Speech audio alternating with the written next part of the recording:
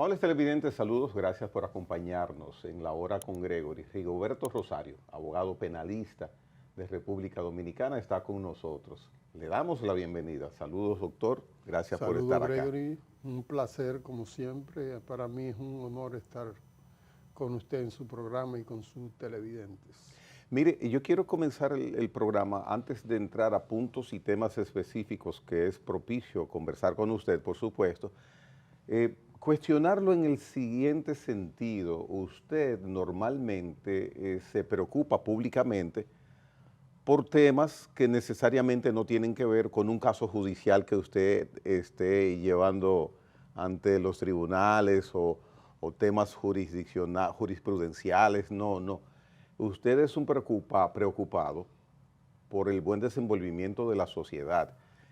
¿Qué hace que un ciudadano del nivel académico, social, económico de Rigoberto Rosario, el nivel intelectual incluido, por supuesto, dedique atención y a veces hasta se exponga innecesariamente en temas que quizás otros resultan afectados y usted no tanto? ¿Qué pasa que ese ciudadano ofrenda esa actitud cívica sin que nadie se lo encomiende?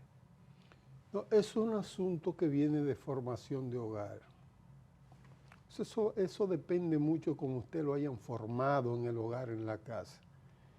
A muy temprana edad yo leí algo que decía, que después se lo atribuían al profesor Bosch, pero que no es del profesor Bosch, sino es una repetición, una invocación que hacía el profesor Bosch, pero ahora mismo no recuerdo cuál es el autor de esa frase, que dice: quien no vive para servir, no sirve para vivir. Entonces, el ser humano vive en sociedad, vive integrado, no debe vivir de manera aislada ni particular para sí mismo, tiene que vivir para la colectividad. Esto se resume fácil. Si la colectividad está bien, yo estoy bien. Ahora, yo puedo estar bien en lo personal, pero hay mucha gente que está mal.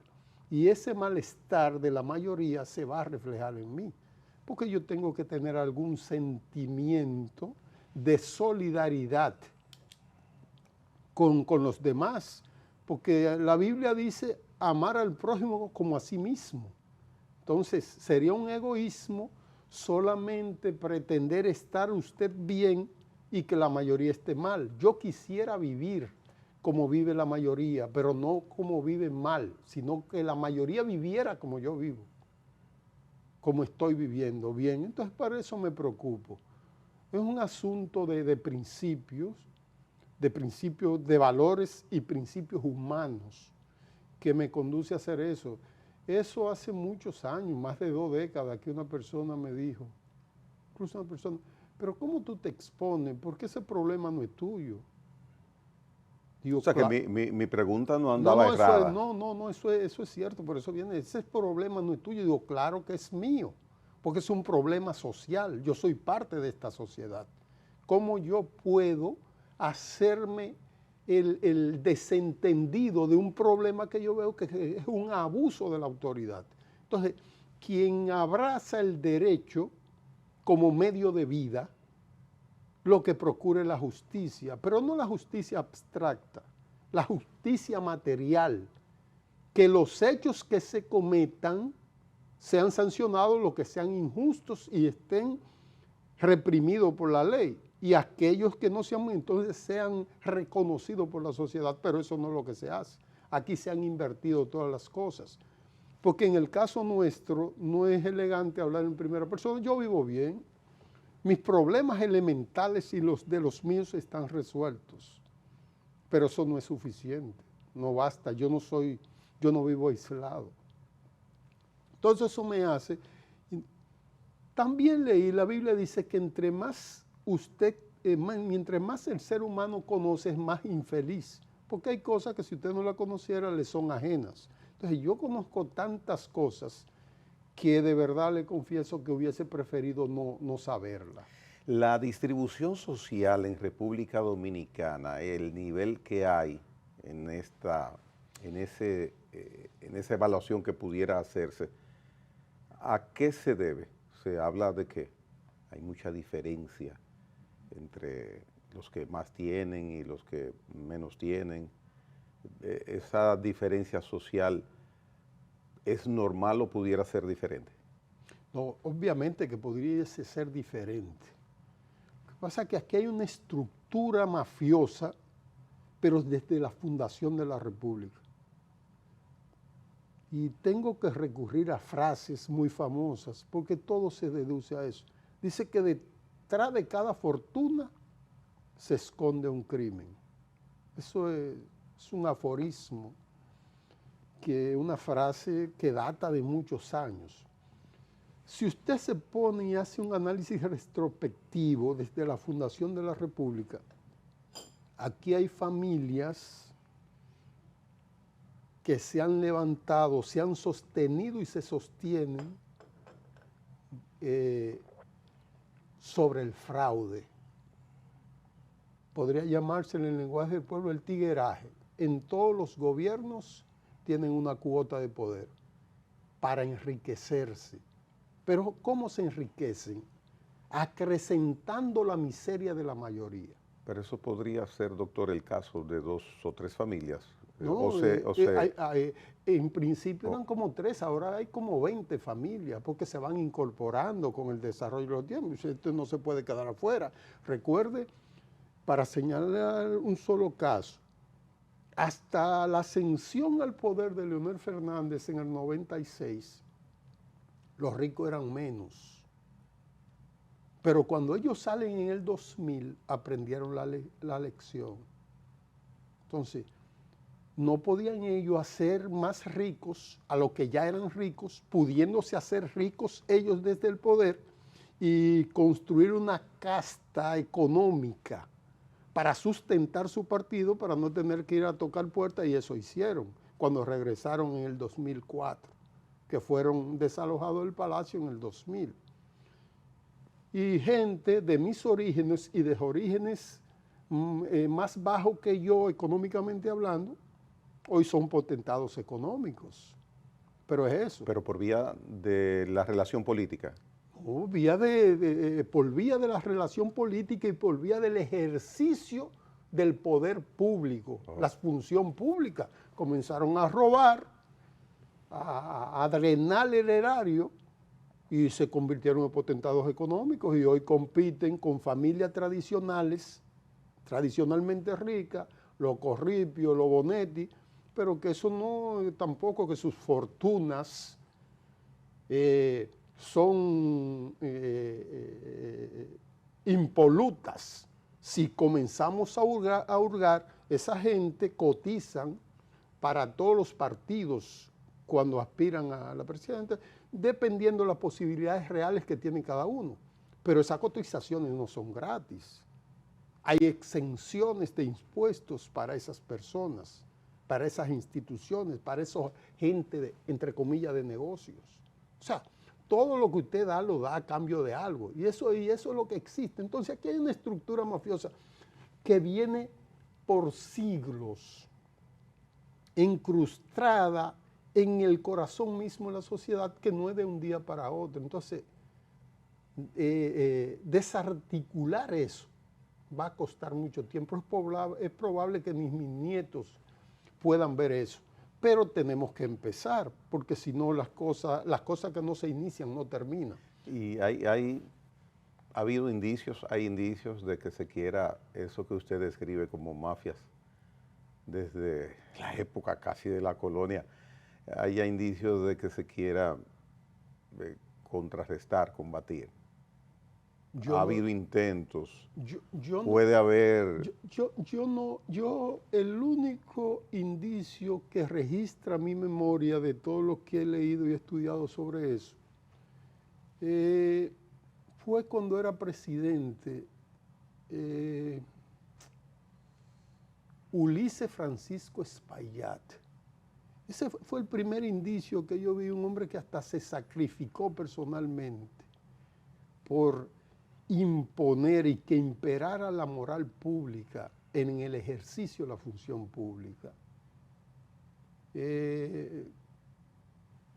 Después de eso, otro indicio real, que yo lo entiendo como real, yo puedo estar equivocado, en el 63, cuando el gobierno del profesor Bosch. El profesor Bosch, cuando ascendió al poder, su declaración jurada, que por ahí anda, era unos muebles que había tomado a crédito en la Curacao, valga la cuestión.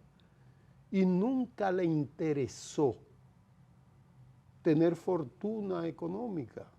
Porque tiene que partir desde el Ejecutivo esa Claro, decisión. obligatoriamente. Es que el pescado, como dice el pueblo, se mata por la cabeza. Entonces, si la cabeza no da indicios de la existencia de una real y verdadera voluntad política, lo demás no cambia.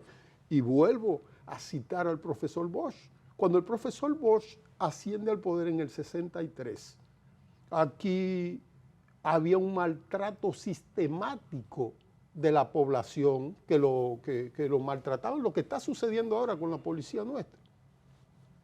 Y maltrataban a los ciudadanos que protestaban en las calles. ¿Qué hizo el profesor Bosch? Que llamó a su despacho al entonces jefe de policía de esa época y le dijo que no iba a tolerar un solo maltrato, ni siquiera un solo maltrato a la población.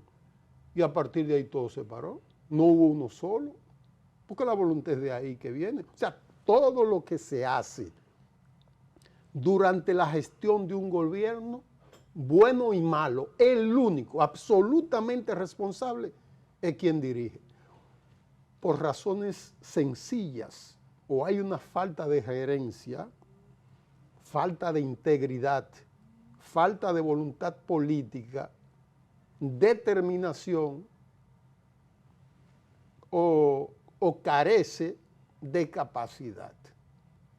Porque y paradójicamente ese gobierno del profesor Juan Bosch lamentablemente no pudo llegar a su fin, apenas un 20% del tiempo que tenía previsto, 7 meses. Sí, 7 meses, 7 meses. Pero ¿quiénes fueron los que contribuyeron al derrocamiento de Juan Bosch? Fueron la misma estructura de poder fáctico que habían, las mafias. Esos fueron los que se llevaron a Juan Bosch. Aunado en componenda con los poderes fácticos dentro del gobierno. Fueron los que se llevaron al gobierno de Juan Bosch. Y por eso que usted ve que se dividen las Fuerzas Armadas entre lo que pedían el retorno a la Constitución y lo que estaban del otro lado, que defendían los intereses de los poderes fácticos que lo aupaban para eso.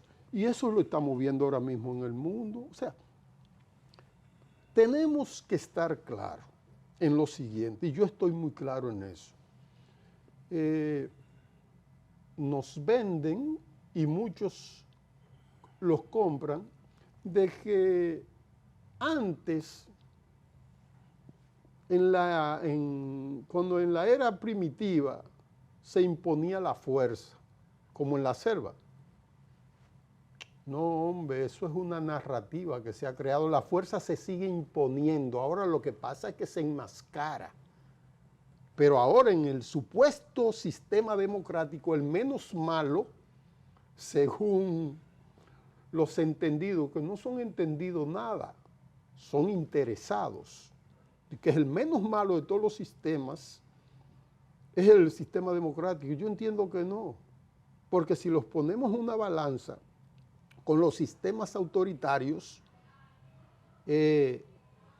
no es que yo tenga vocación autoritaria, que no lo tengo para nada, y lo enfrento eso. Pero si ponemos eso en una balanza, que es probable que lleguemos a ese estadio. Entonces usted ve que en los sistemas autoritarios, y hacemos una visión retrospectiva a Chile, el mayor crecimiento en todos los órdenes que tuvo Chile lo tuvo durante la dictadura de Augusto Pinochet. Es posible que Entonces, algunos sectores Hasta de su misma profesión le digan, doctor Rosario, pero son pronunciamientos los que usted está haciendo que van en contra de la libertad de cada individuo, por ejemplo, porque Pero es que la democracia, No, no, pero usted tiene objeción al ejercicio, a cómo se ejecuta lo que en teoría es la democracia. Claro, no, que no es más que una máscara de autoritarismo. No hay tal democracia, porque el hecho de que usted pueda expresarse libremente, eso es libertad de expresión, Ya. no democracia. Usted, está bien, a usted lo dejan que diga lo que usted quiera, pero al final el poder hace lo que él quiere. O sea, Entonces, tiene un límite. no, Hay un límite. es que usted, yo cedo aquí para apretar acá.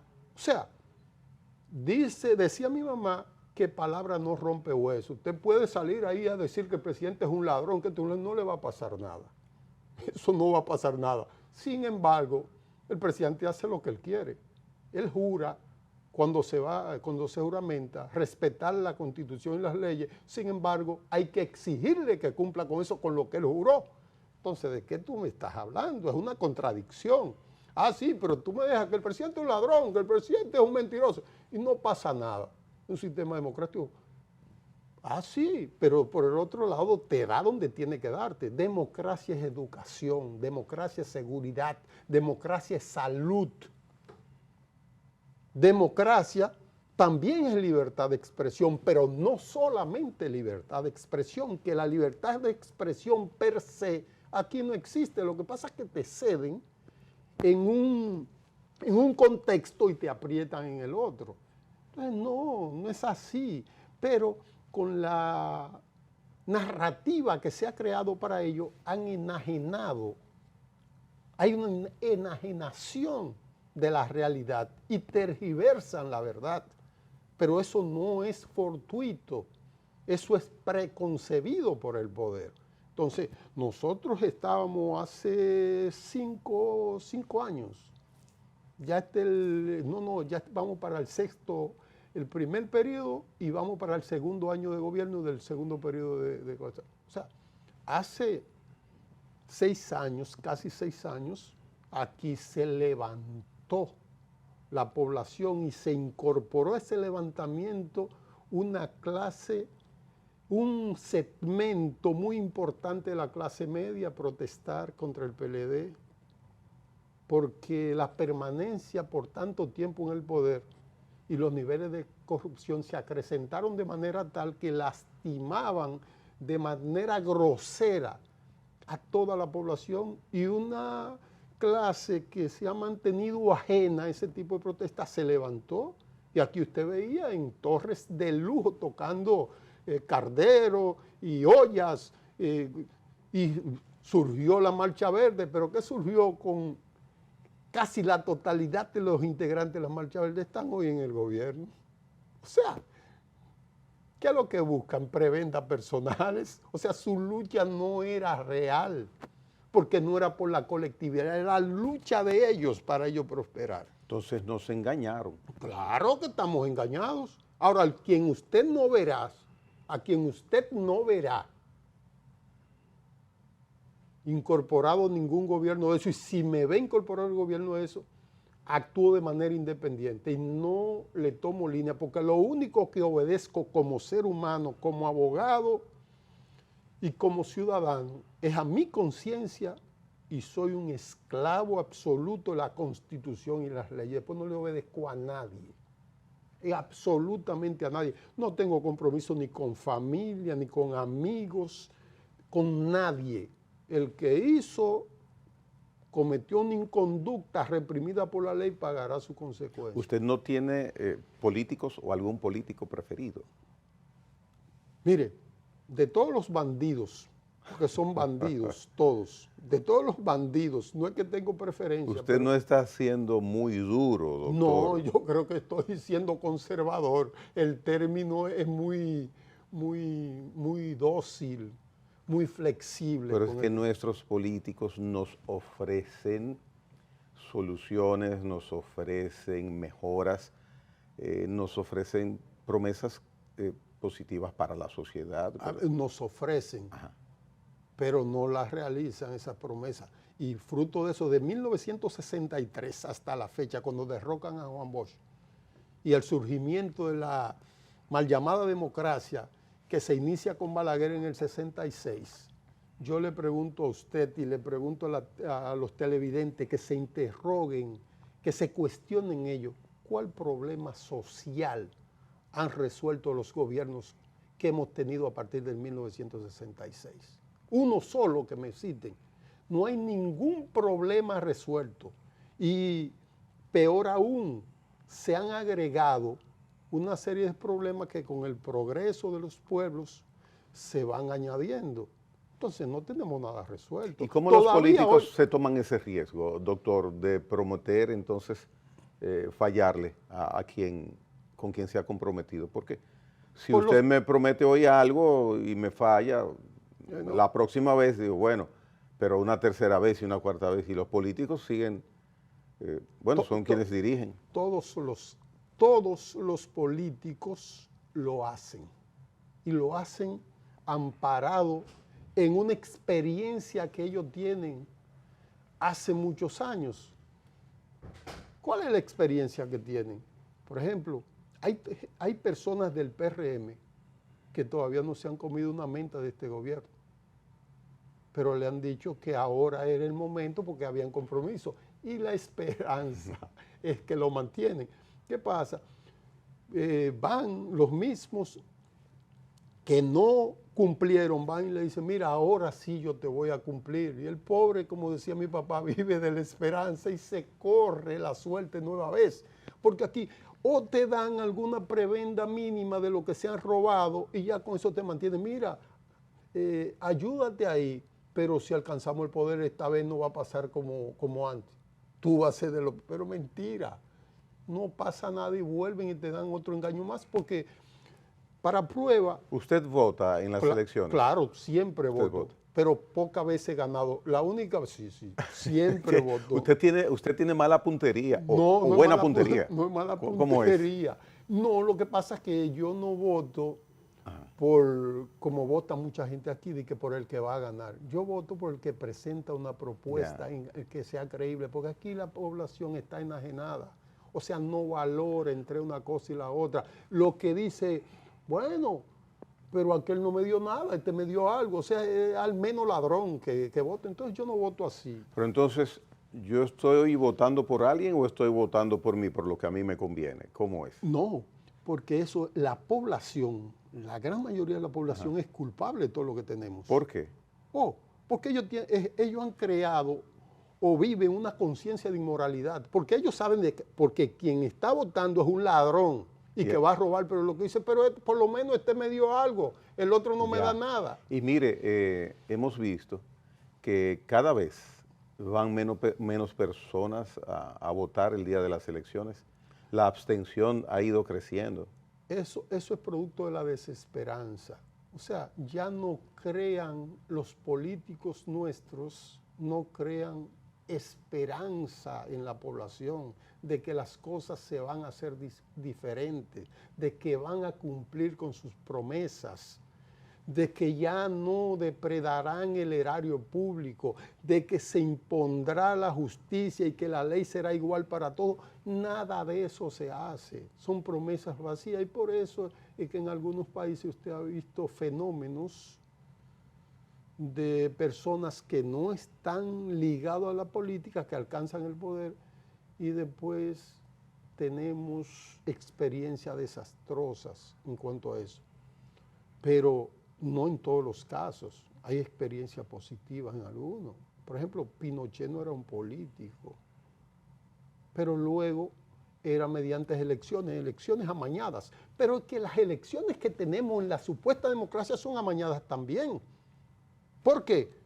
El que está detentando el poder, no me refiero solamente a Abinader, sino todos aquellos que detentaron, Danilo y Leonel, usan el presupuesto nacional para imponerse en contra del contrario. Hoy, ayer, antes de ayer. Todo ha sido igual. Y Balaguer lo usó también.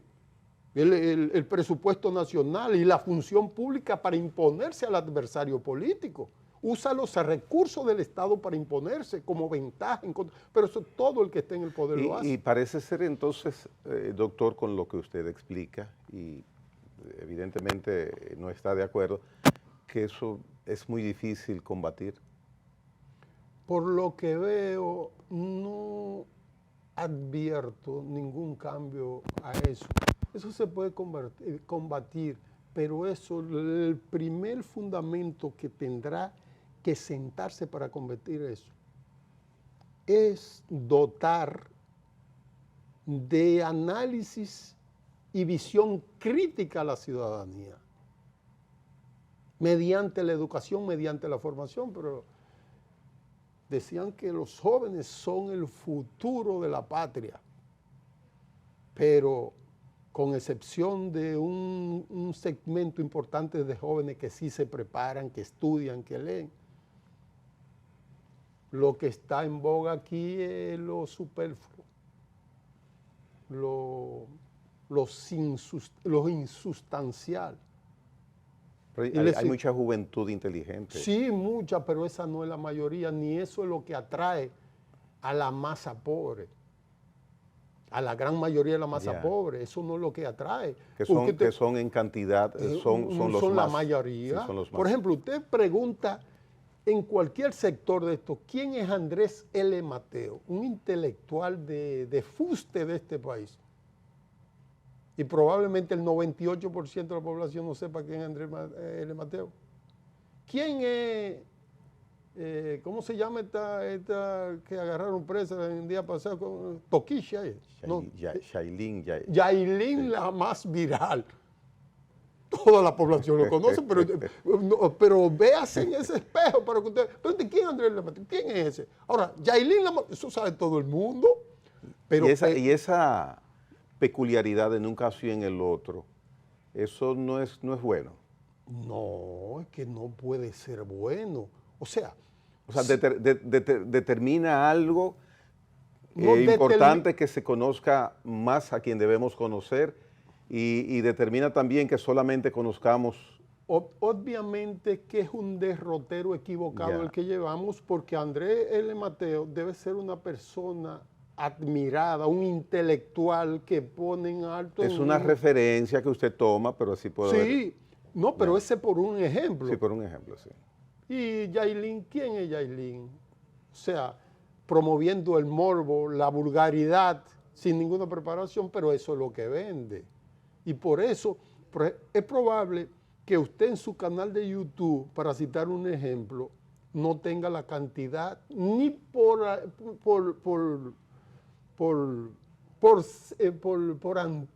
por antojo, ni siquiera por semejanza, de manera proporcional, la cantidad de seguidores que tiene Yailin, no, lo suyo, lo que usted transmite por ese canal de YouTube, es cuestión de esencia y con valores y principios que ayudan a construir una sociedad mejor. Sin embargo, Yailin, con la vulgaridad... Y entonces, doctor, debemos ir a una pausa. Y entonces, ¿qué es lo que está pasando? Que las grandes mayorías tienen preferencia por ciertas cosas. Eso es lo que habría que ver, qué es lo que está pasando. ¿Por qué esa preferencia? Eso podría reducirse a lo siguiente.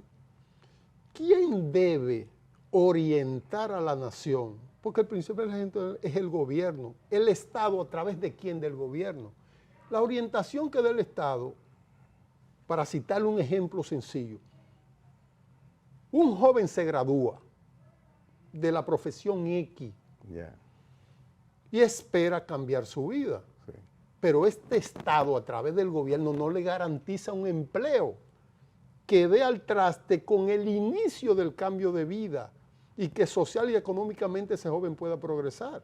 Tú lo ves médico, abogado, ingeniero, y anda haciendo Uber o InDriver para ganarse la vida. Entonces, no se está haciendo desde el Estado a través del gobierno lo que hay que hacerse, porque todos esos puestos de trabajo deben estar garantizados y premiar o estimular a la juventud a que se prepare. Pero si yo, quitándome la ropa y haciendo groserías, enseñando las partes íntimas, puedo, mediante las redes sociales, que la pagan los pobres, que son la mayoría también, porque compran un paquetito, conseguir monetizar Oh, ya. esa cuestión. Entonces, ¿para qué voy a Me estudiar? voy por ahí, Me voy por ahí, porque no tengo por que ahí hacer sí eso. puedo No, sí puedo hacer. Entonces, lograr mi objetivo. claro, pero sin embargo, aquí hay jóvenes brillantes, egresados de las universidades, suman con los más altos honores y sin embargo perciben un sueldo pésimo que no se corresponde con su formación. Y hay muchos jóvenes también bien capacitados, inteligentes, que se nos han ido del país Claro, y que no vuelven, claro. ni quieren Eso es volver. por la desesperanza, Ya. sí. Con el doctor Rigoberto Rosario, abogado penalista, ciudadano, estamos conversando hoy día. En breve retornamos.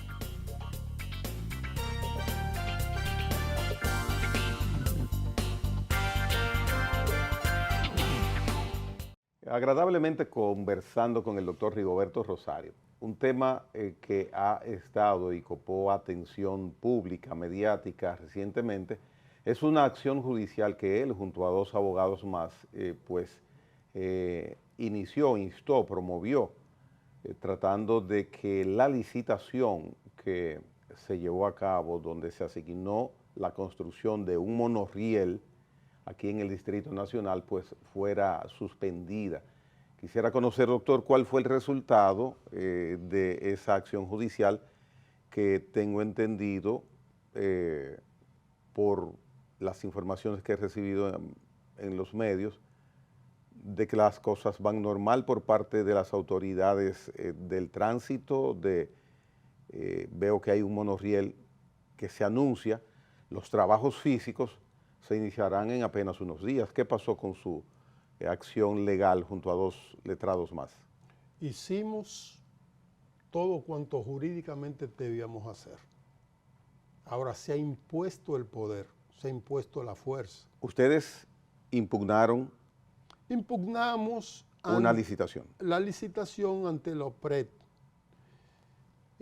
La OPRED dictó una resolución declarando inadmisible nuestra impugnación y recurrimos en un recurso jerárquico ante la Dirección Nacional, la Dirección General de Compras y Contrataciones de Bienes y Servicios, que dirige Carlos Pimentel. ¿Resultado? Ninguno, Ninguno. no fallaron. No fallaron. Nunca emitieron una resolución al respecto porque ellos están por encima del bien y del mal. Y como había sido una determinación del presidente de que eso se hiciera así, se hizo, pero no porque legalmente eso es procedente. Recuerde que en estos días antes de la Semana Santa denunció la abogada de Hugo Veras que la transferencia de los fondos por los que está el caso del Intran fue una orden de Abinader. Y eso nadie ha dicho nada. O sea, Abinader debía ser encausado, porque eso consta y está en la documentación y lo dice el imputado. Y no solamente que lo dijeron, que le aportaron prueba al tribunal. Pero eso no ha pasado ni nadie habla de eso. Porque aquí los presidentes son una especie de dioses de carne y hueso que hacen lo que le vienen en gana, que aunque Doctor, juran, pero por un comentario que haga alguien... no es un comentario. La abogada entregó la prueba al tribunal. Ahora, si fuera un comentario, un criterio que emitió esa abogada, no, es que lo que ha dicho está sustentado en un documento. Y no ha sido rebatida la existencia de ese documento. Es decir, que es un hecho probado que el presidente autorizó esa transferencia de fondos y la adjudicación a esa compañía. Porque yo no estoy hablando, por supuesto, es que la prueba está ahí. Usted puede entrar a la red y la va a encontrar. La declaración de la abogada y ahí mismo la prueba que presentó ante el tribunal.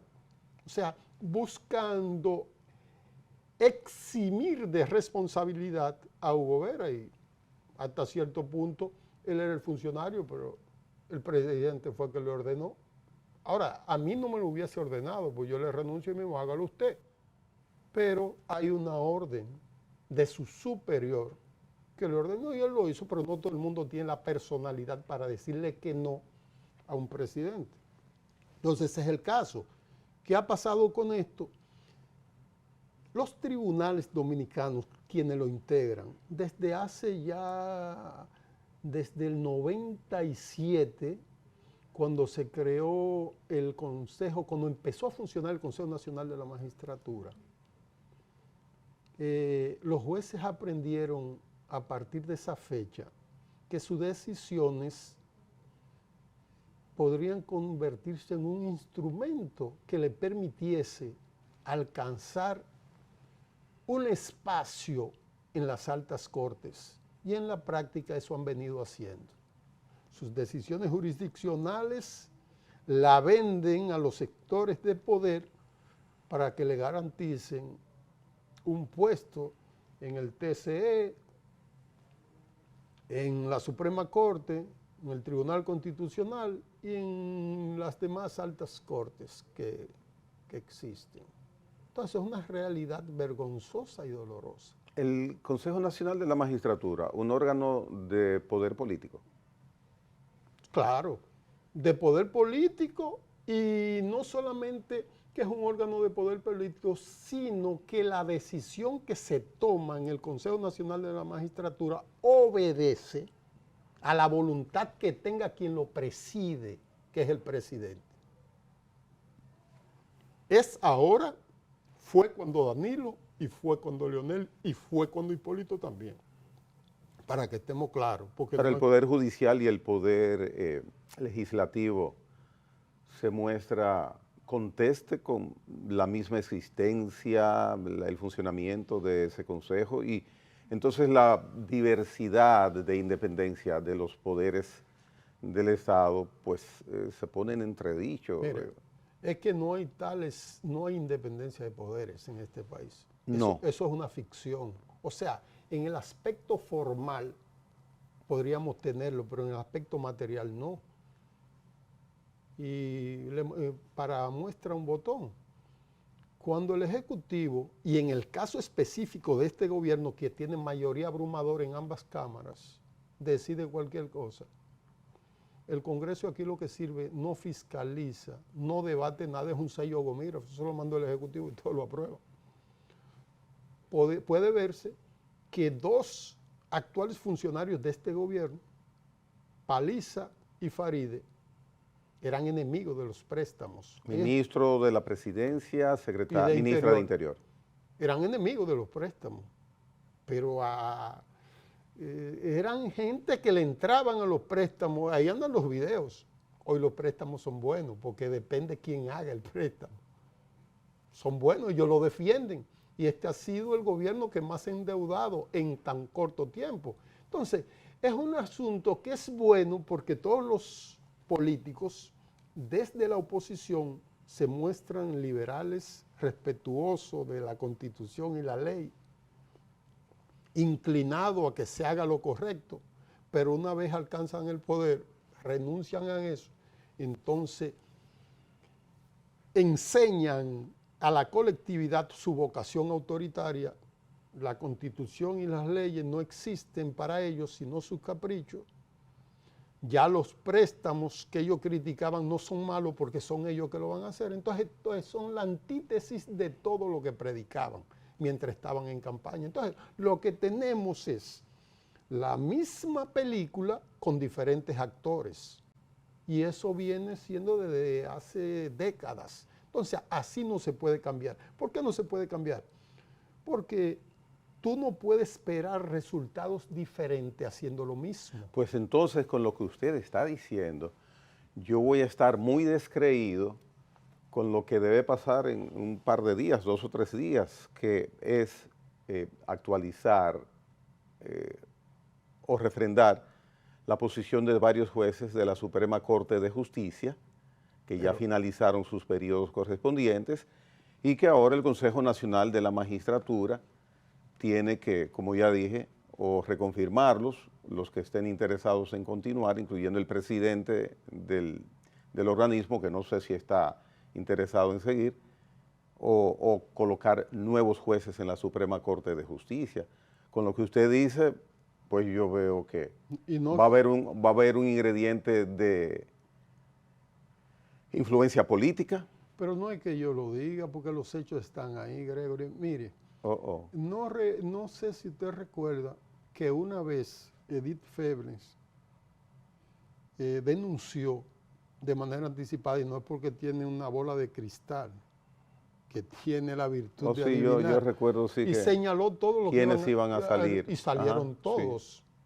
sí. Y entonces no es porque, pero no. Si hubiera sido un billete de la lotería, se hace millonaria. Sí, pero no solamente eso, pero posteriormente a eso, denunció un candidato presidencial, quien iba a presidir el Tribunal Constitucional, salió y lo que iban y los demás, y todos salieron. O sea, es que eso no es, eso es una Y usted tiene esa bola de cristal ahora, ¿qué puede suceder aquí? No. ¿Cuántos son 7 jueces? 7 jueces. Ajá.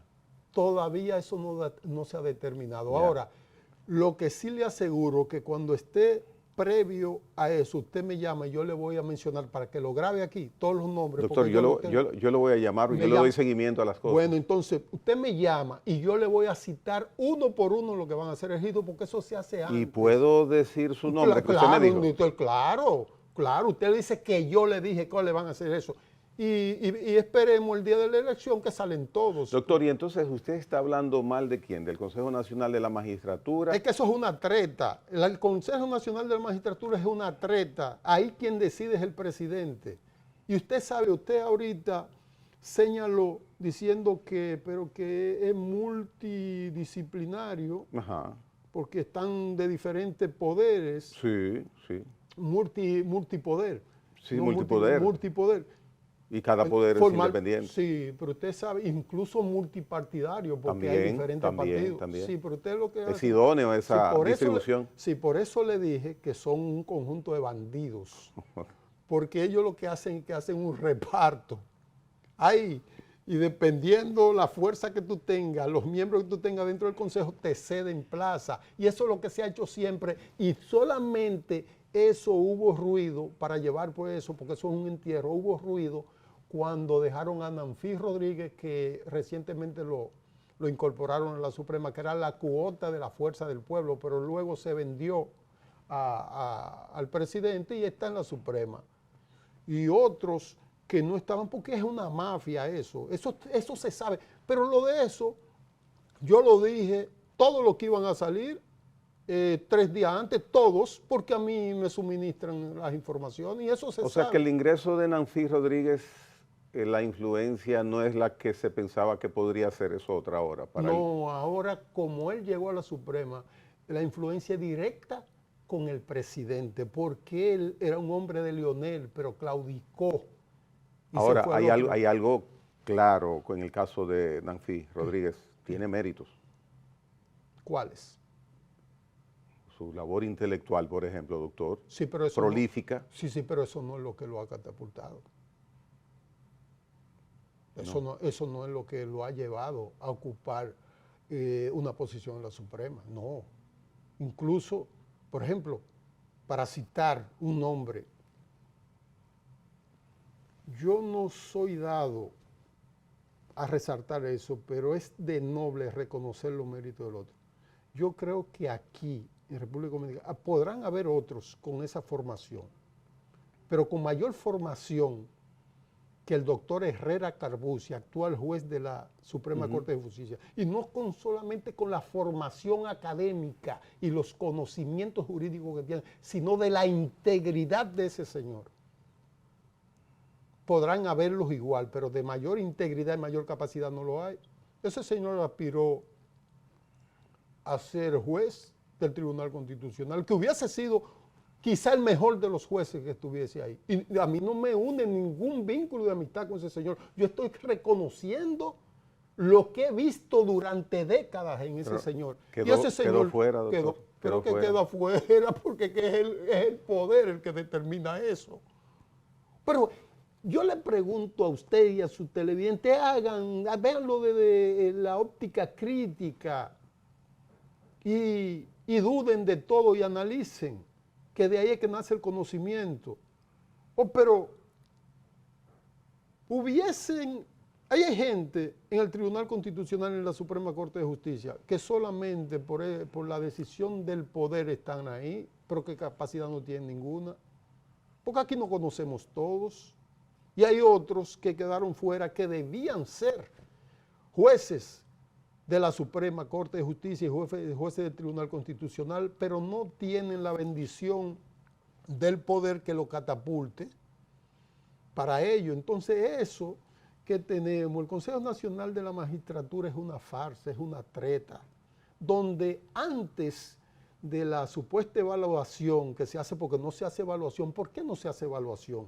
¿Qué capacidad tiene el presidente para evaluar jurídicamente a un hombre que no es abogado, a un aspirante a una alta corte? ¿Qué capacidad tiene el presidente del Senado? Mire. No, yo le estoy diciendo jurídicamente, no es que estoy hablando con menosprecio a esa persona, es que no conocen de derecho, entonces mal pudieras tú hacer una evaluación jurídica de algo que tú no conoces. En el caso del presidente actual de la Suprema Corte de Justicia, que ya ha finalizado su periodo correspondiente, 14 años al frente de la Suprema Corte de Justicia. No, él no tiene 14, ¿no tiene 7 años. Perdón, sí, corrijo, 7 años. Sí, fue en el 2019. Sí, corrijo. Luis Henry Molina, ¿usted conoce si él tiene intención de continuar en el cargo, en la función? Ese señor, cuando llegó el gobierno, recuerde que a ese señor lo designó de manera inconstitucional Danilo Medina, porque tampoco voy a volver al Consejo Nacional de la Magistratura. Danilo Medina lo impuso, incluso siendo inelegible, porque él no era elegible, porque era miembro de un partido político y la ley así lo contempla.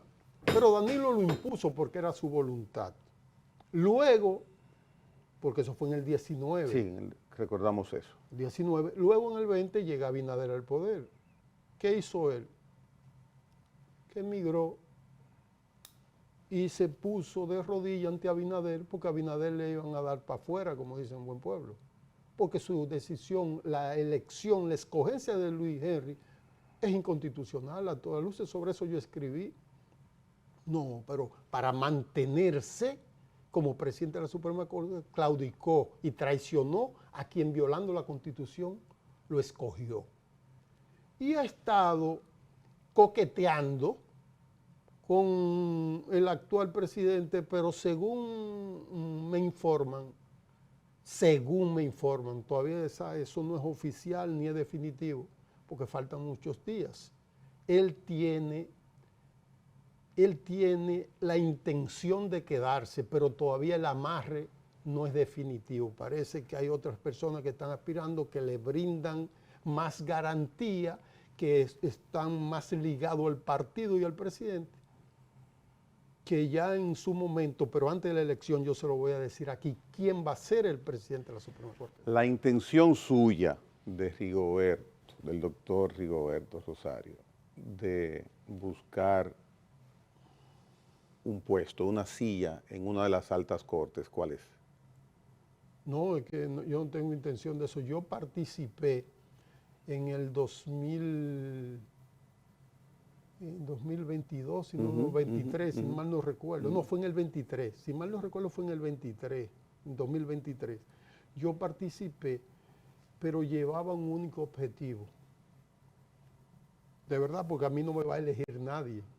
Yo no cuento con la bendición del poder, ni tampoco me voy a poner al servicio del poder. Yo fui con la determinación de desenmascarar y presentarle a la población que eso es una farsa. Desenmascarando el órgano, porque lo primero que hice fue desenmascarar el órgano.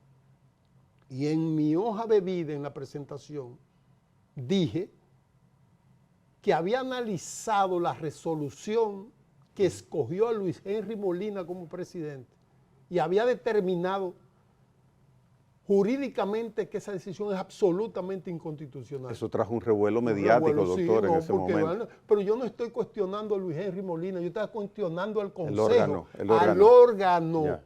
Porque fue el órgano que tomó la determinación, que no fue de manera formal el órgano fue Danilo Medina. Y entonces, ahí Pacheco susurró a la vicepresidenta: presidente, párese señor, párese hombre, párese hombre, párese hombre, interrúmpalo. En el audio se oye, él se baja y lo dice, porque ellos se cubren unos con otros, son bandidos todos de diferentes partidos, el poder se cubre y hay una especie de compromiso solapado entre todos los partidos del poder de cosas que ellos tienen que tolerarse uno y otro. Si no, podemos ver que todos a unanimidad en el Congreso y los partiditos emergentes se oponen a las candidaturas independientes y ahí se unieron todos por el fin, porque ellos quieren tener el monopolio que solamente por la vía de ellos se llegue al poder y eso es absolutamente inconstitucional porque eso es un monopolio, es un privilegio. El presidente de la República, y usted tiene esa información porque es pública, acaba de firmar, de promulgar la ley que impide que las candidaturas independientes puedan ser presentadas en las próximas elecciones y en el futuro también. Nos queda un minuto, me gustaría conocer su opinión legal al respecto. Esa ley es absolutamente inconstitucional y yo personalmente, se lo anuncio aquí como una primicia, la voy a atacar en un recurso directo de inconstitucionalidad, porque eso viola el principio de igualdad. O sea, a mí nadie me puede imponer que yo vote por quien ellos quieren. Entonces yo tengo, porque el voto es libre, universal, abierto. Que hay un sistema de partidos, sí hay un sistema de partidos, pero lo que no están dentro de ese sistema de partidos, porque ese sistema de partidos constituye un monopolio. O sea, ¿por qué tengo yo que meterme en un partido político? Porque eso la Constitución no lo establece. Eso es la ley electoral. Se ataca esa ley por el artículo constitucional que habla del derecho fundamental de elegir y ser elegido. Y ser elegido, claro, ese uno. No, es viola el principio de igualdad, el principio de universalidad, porque lo han restringido, limitado los partidos políticos. Muy bien. Entonces, hay una serie de principios que ahí están siendo vulnerados, pero recordemos que el Tribunal Constitucional es un comité de base, no del PRM, sino de Abinader. Doctor, por Dios. Sí. En su gran mayoría sí, eso es así. Lamentablemente ya tienen mayoría absoluta ahí. Porque, en el Constitucional. Claro, y eso van a hacer ahora en la Suprema. Ellos van a tener dominio de todos los poderes. La última palabra en materia constitucional la tiene el Tribunal Constitucional y en materia de justicia ordinaria la Suprema Corte de Justicia. Le toca ahora elegir 7, la matrícula de los Supremos, pero ya ellos han metido, en los anteriores han metido 4. ¿Cuántos son los miembros? 14. Van a tener 11. Doctor, próximamente lo llamo, porque usted hizo un compromiso que me iba... No, y si no vengo públicamente aquí, hacemos un programa y se lo digo para que los televidentes lo vean ahí. Fulano va para esto, fulano lo sé. En la Suprema Corte. En la Suprema. Bien. El doctor Rigoberto Rosario ha sido nuestro invitado del día de hoy. Hasta el próximo programa.